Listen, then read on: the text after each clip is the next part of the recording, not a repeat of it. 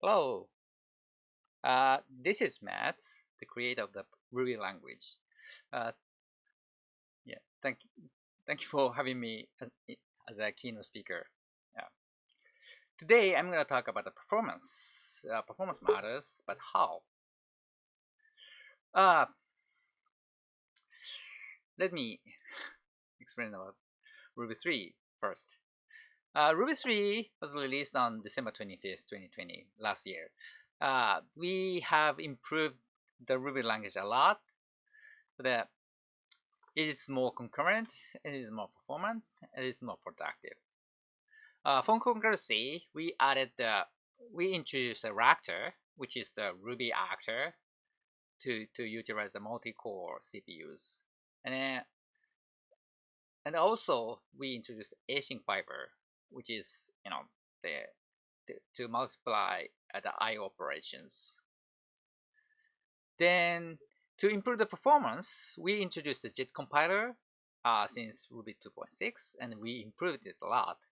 And then we have also improved the garbage collectors and the memory management. For being productive, we have added the first step toward the static type analysis of Ruby language, called the Ruby signature (RBS) and the type prof as a type profiler. But this is not the main topic. I'm not going to introduce the detail of the Ruby 3.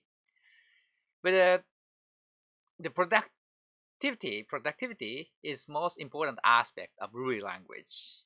So that most of us we choose Ruby for productivity, and also it's fun to use. And the Ruby programs tend to be more concise. And most of the cases, Ruby is more straightforward compared to the other programming languages. The Rubies tend to be simple, at least in appearance. The Ruby is human oriented, and Ruby is hacker oriented because the Ruby was designed for my programming language, and I am a hacker, so that Ruby is basically designed for me myself. So that Ruby is, as a result, Ruby is designed hacker-oriented programming language. In Ruby, performance is not the first priority because we have emphasized we focused on the flexibility, productivity, and the conciseness. But still, performance matters. Uh, Let me introduce one anecdote, which is the Ruby 1.9 tragedy. Ruby 1.9 was released in year 2007. Uh, we in Ruby 1.9, so we had to introduce some incompatibility. The one is encoding. We have introduced the encoding to improve the the Unicode support, especially, and we have added to we have allowed to handle the many non-Unicode encoding as well. For example, in the one in several in Japanese, several in Chinese, European, Russian, many encodings, without converting back and forth to the Unicode, which is quite different from other programming languages. In addition, Ruby 1.9 introduced a new virtual machine, which code name is the YAV, yet another Ruby virtual machine. As a result, some Ruby users back then refused to migrate to the newer version 1.9 and it stayed using the older version 1.8 because of some incompatibility. So that they didn't want to pay the price of migrating to the newer version of the language, which is kind of sad things because we suffered some kind of the community spirit for more than 5 years. They gradually move towards the newer version 1920, but we suffered some kind of split, so that some part of the community was kept out of the newer improvement of the language. So that's kind of sad thing. That's kind of tragedy. The Ruby 2.0 was released in year 2013, so that until the Ruby 2.0, so that most community migrated toward the 1.9 or later. And then so our community, Ruby community, suffered some kind of a split for more than 5 years. Similar situation has happened in the Python community as well, which is Python 3 problem. The Python 3 was released in 2008, and Python 3 died in year 2020, last year. That means that they suffered more than 10 years of the community split. Many people refuse to migrate to the Python 3. So that the Python community is bigger, so the community split problem was even bigger. And then, for example, the older version of the Red Hat still kept using Ruby, but the Python 2 for a long time. So that even encouraged the spread. Compared to the Ruby community and the Python community, we suffered the 5+ years, then they suffered 10+ years. What's the difference? We can estimate several reasons, but from my point of view, the biggest difference is we had the new virtual machine. Basically, the Python 2 and Python 3 did not have the significant performance improvement. The virtual machine is fundamentally same, but we replace the virtual machine, then the new virtual machine is far faster than 1.8. The developers are and were willing to pay the price to improve the performance of their applications. They are willing to pay the price not for cleaner languages, but for the faster languages. So we have learned the lesson. The first thing we learned is that compatibility matters. The second thing is performance matters. Compatibility matters. That we, including myself, language designers, make mistakes. For us, it's tempting to fix them if we have chance. But most of the cases, the fixing mistakes introduce the compatibility breakage. It's not good. Few developers care for cleaner languages. The simpler, cleaner, more intuitive language are better, of course. But most of the cases, developers don't care, especially when their code broken. So that I don't want cleaner language if I had to force to fix my applications. That's the natural feeling for the developers. So that leads me gradual improvement. So that instead of the breaking everything, introduce many things and breaking many existing code in the major releases, we make major releases as milestones, as instead of introducing everything at once. So that Ruby 2.7 is keep the Ruby 2, and then Ruby 3.0 introduce the many things, and then the code compatibility has broken. That is not the case for us. So that we add or improve the language gradually. For example, we added the generational garbage collector in Ruby 2.1, the incremental garbage collector in Ruby 2.2, and transient heap, which recycles the shorter lifetime objects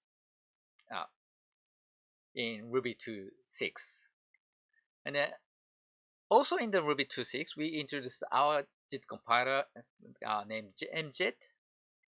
And Ruby 2.7, we introduced the object compaction, which reduced the memory consumption and improved the cache locality. Then we have introduced the pattern matching in Ruby 2.7 as well.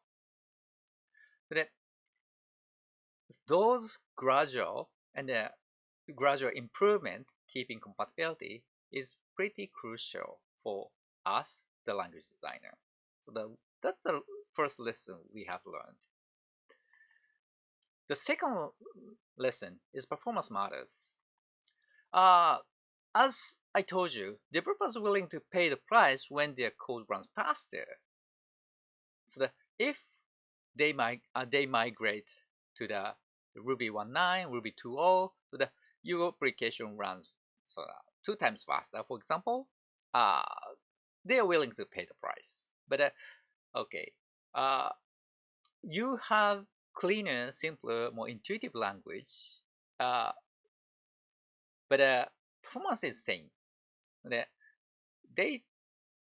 don't want to pay the price for that kind of the cleaner language. The performance heals most of the problems, many problems. And the performance forms reputations. The Ruby is slow language, so they feel that they don't care about the actual performance. That they care about the reputation. We love performance comparison, so that there are a lot of the blog articles and Twitters and many things. Maybe Reddit threads or something, or talking about the language comparison in performance. But how we measure the performance in such cases? Programming language has many aspects, so that they have the method code, the object accessing, and database accessing, networking, many things. But we cannot assume how they are used, how languages are used.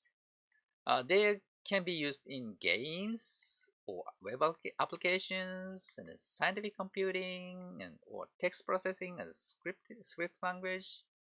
But the programming language can be used in many fields and domains. So that how we measure them, how we measure the performance of the language, it's by micro-benchmarks. Calculating Fibonacci numbers, or even factoring the numbers, or Fibonacci numbers, or maybe word counting. So those micro-benchmarks are those micro-benchmarks related to the real-world performance? No.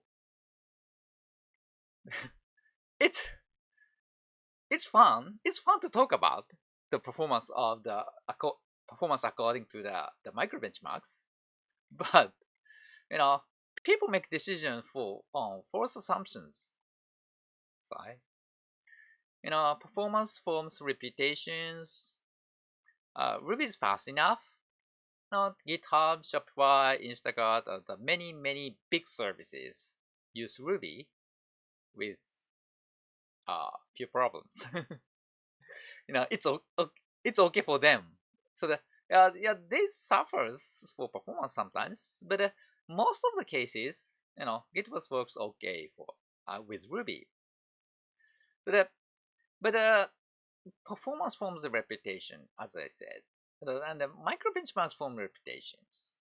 Yeah, sadly, the people makes false assumptions. Okay, okay, we will improve performance not only for the real world applications, but for much more benchmarks too. That's why we have improved the garbage collectors and memory management. And that's why we have introduced the JIT, stands for the JIT just-in-time compiler, which dynamically generates native code. In Ruby 2. Since Ruby 2.6, so that we have introduced the MJIT to achieve the Ruby 3x3, which means the Ruby runs 3 times faster compared to the Ruby 2.0 in some benchmarks, especially in OptoCarrot benchmarks. OptoCarrot benchmarks is the NES, Nintendo Entertainment System emulators. They count the frame per second in some benchmark applications. The OptoCarrot is not micro benchmarks. It's kind moderate. It has moderate size, but it's kind of artificial size. It is the CPU bottlenecks. So Ruby 2.0 runs OptoCarrot in 32.47 frame per second. Ruby 3.0 with a JIT runs 44.46 frame per second. And Ruby 3.0 Ruby 3.0 with JIT runs 98 frame per second. So that, as this graph, we have improved the 3 times faster Ruby in OptoCarrot. The MJIT is the great way to improve the micro benchmarks, especially the CPU bottleneck benchmarks. But it also has some drawbacks, which is the compilation cost and the security concerns and iCache. Let me explain them one by one. Compilation costs means the MJIT kit GCC decline compiler as an external process. It's portable because if your application, your platform supports the GCC or C compiler, so that it can be ported. But it requires a process invocation to compile invocations, then compiles everything into the object code and the dynamic libraries, and the calls those functions via the DL open system library call. It also has security concerns. Some servers do not allow compilers on their servers. Some even do not allow JIT compiler in the processes. That means that the JIT compiler could be prohibited on some platforms on some servers. iCache stands for the instruction cache. The too many C functions consumes iCache, so that iCache is overflowed, and so you have to reload the instructions from memory every time, so that slows down the CPU execution. As a result, MJIT does not improve the Rails application performance, unfortunately. There are too many methods to compile. But we have improved the MJIT continuously. At the time of the release of the 2.6, the Rails application ran 2 times slower with JIT. But Ruby 3.0 MJIT runs as fast as without JIT. So that we are improving. In the future, so that we might have even better performance with JIT. We are working on the lightweight JIT, which does not invoke the compilers, the in-memory compilations. That code name is a MIL, which is the 2 project is underway, so that one project is the Meal, which is by the original author of MJet. The other is YJet, which is which project is sponsored by the Shopify. We are also working on the standard class improvement, and we are also trying to the parallel executions by Raptors to utilize the multi-cores. We are working on improving the micro benchmarks, as I said, and every time performance blog article buzzed, we try to improve that benchmarks. So okay, as the final words, I will show you the principle of performance improvements. That we have, as a core developers, we have been working on the performance improvement for a long time. So that we have learned some principles of performance improvement of any programs. The first principle of performance improvement is measures. The measure right target. In that sense, microbenchmark is not the right way to measure the performance of the language, because your application has different performance attributes and the characters from microbenchmarks. That you have to measure your applications. That you have to pick the right target of the performance measuring. The second principle of the performance improvement is measure. Measure using proper tools. The wall clock is the very basic measurement tools, but it's only counts the total execution time, which has the very few information to improve. We need to profiler to find the bottlenecks. The gprof is the profiler for the C programs. For various applications, we have rack many profiler or Scout APM, which is the sponsor of this event, or New Relic, or whatever tools. We have many performance measurement tools. You have to try it, and you have to pick the right one to measure the performance of your applications. The third principle is measure. To find the bottlenecks. Improve the non-bottleneck is useless. The most of the time of your application is consumed by the bottlenecks. Most of the cases. Try to improve the bottleneck. So you have to find out the bottleneck. You have to use the proper tool to find the bottleneck of your applications. The next one is mind the trade-off.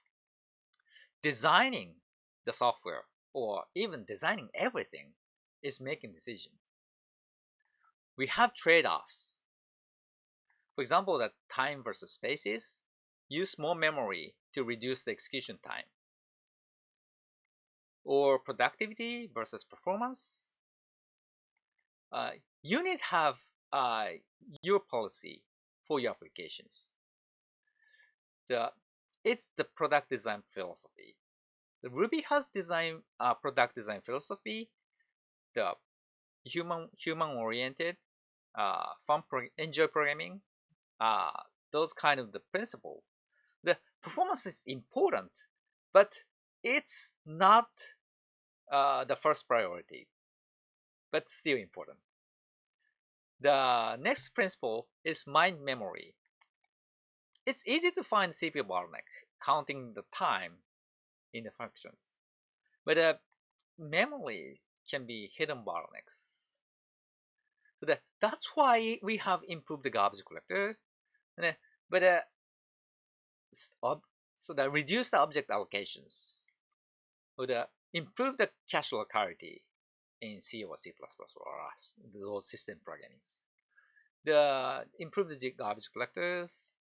Well, in your applications, recycle object, recycle the, allocate the string as a buffer so that recycle them. It's against the immutable principle. It's harder to understand, harder to maintain. But I believe all acceptable for the sake of the performance. If it improves the bottleneck and if it's hidden in the abstractions. But major first. The last principle is to contribute.